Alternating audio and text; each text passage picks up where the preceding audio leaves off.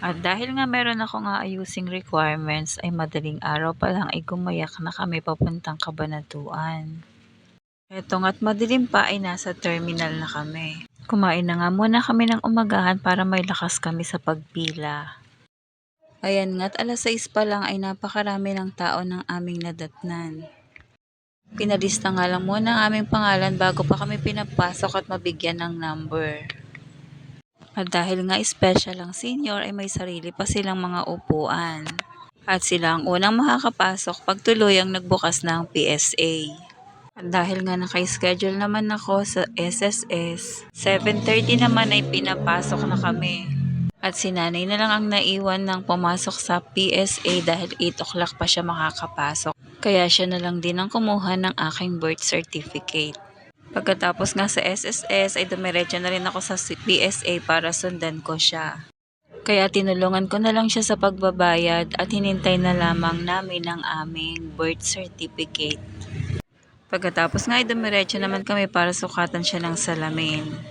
At syempre, gutom na kami kaya kumain naman kami sa inasal. Buti naman at walang hassle sa aming pagkuha ng aming birth certificate. Dahil nga sa maayos na sistema nila, ay hindi na masyado mahihirapan ng mga taong bayan. Pero siguro din natapat lang kami sa araw na walang masyadong tao. Pero sa totoo lang, kung hindi ko naman kasama si nanay ay siguradong gagabihin ako dahil 12 o'clock pa ang pasok ng mga hindi senior citizen. At habang kami nga ay kumakain ay nakatawag pansin sa akin ang matandang ito. Nakita ko kasi siyang bumababa sa tricycle na hindi man lang siya tinulungan ng driver. Hirap na nga siyang bumaba dahil nakatungkod lang. At habang dahan-dahan nga siyang naglalakad papasok sa entrance ay lumapit sa kanya ang lalaking ito. At tinulungan siyang makapasok. Pati na rin ang hintayin siya sa pag-akyat ng hagdanan. Shout out naman kay kuya, ang bait-bait niya.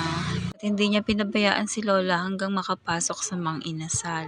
Pero siguro pag ganito na ako katanda at nun pa lang ako pupunta ng SM ay nako, matutulog na lang ako sa loob ng bahay. Si lola naman may ka-date pa yata at pinilit pang lumabas ng bahay kahit na medyo umuulan.